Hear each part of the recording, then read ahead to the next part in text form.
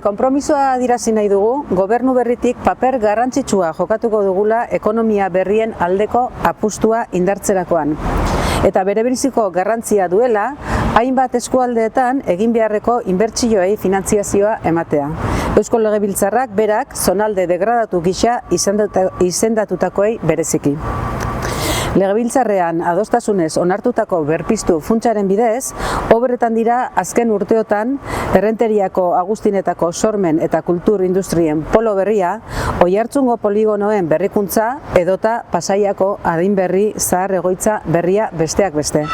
Guztiak Oarsoaldeko garapen agentziatik landutako plan estrategikoan ere jasoak. Bilduron konpromisoa da 2024ean bukatzen den funts hori handitzea eta epeak luzatzea, portuaren eta inguruko herrien artean elkarbizitza lortu eta jarduera ekonomiko berriei bidea emateko.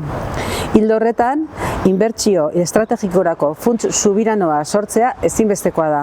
Orain arte mobilizatu diren zuzkideretatik nabarmen gorago egongo dena.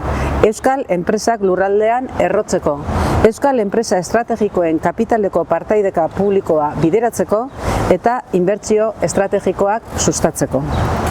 Halaber, EH Bilduk apustu garbia egiten du eskualdez eskualdeko garapenaren alde.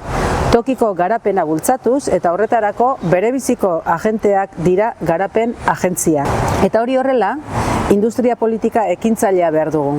Lidergo publikotik euskal industria eredu iraunkor, sozial eta aurreratua eraikiko duena. Ildo horretan, berrikuntza eta teknologiaren aldeko apustu irmoa da gurea. Eta horretarako gizarte eragileen, eragile ekonomikoen, politikoen, hezkuntza eragileen eta abarren arteko herrialde akordioa lideratuko dugu EH Bildutik. Gipuzkoan, 2027ko barne produktu gordinaren 3,2% ikerkuntza, garapen eta berrikuntza politiketan inbertituko dadin.